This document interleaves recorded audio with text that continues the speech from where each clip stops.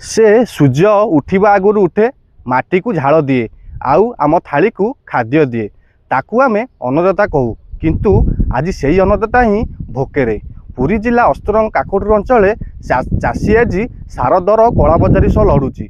आसतु किपरि समस्या लड़ुंट चाषी मैंने सहित आम आलोचना करवा। तो फसल बाड़ी करूँ जे सब जाक गला आ कि ना आ कौन करूँ भेंडी बैगण ठू कोबी ठू टमाटर ठू आउ नकमार्च ठू झुड़ंग छुई ठू सब करूँ आज्ञा सब पोक खाई जाऊँगी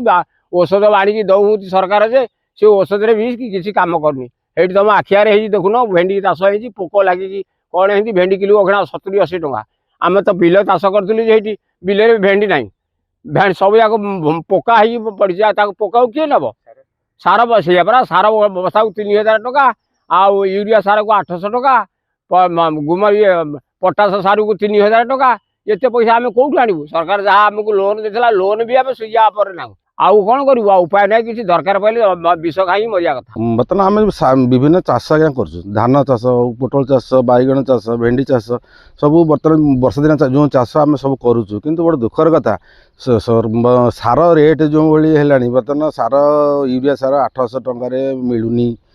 बजार में ग्रूमर सार 3000 टका है तथापि सार मिलूनी औषध मिलूनी कौन कृषि अधिकारी परिदर्शन करूना आम केमी चाष कर बैगण बर्तमान प्रबल पोक भेंडी साहिबी रोग है कौन कृषि अधिकारी देखा सरकार कौन कौन प्रोत्साहन ना तेणुक बर्तमान चाष कर चाषी परिवार चलैया बड़ कष्ट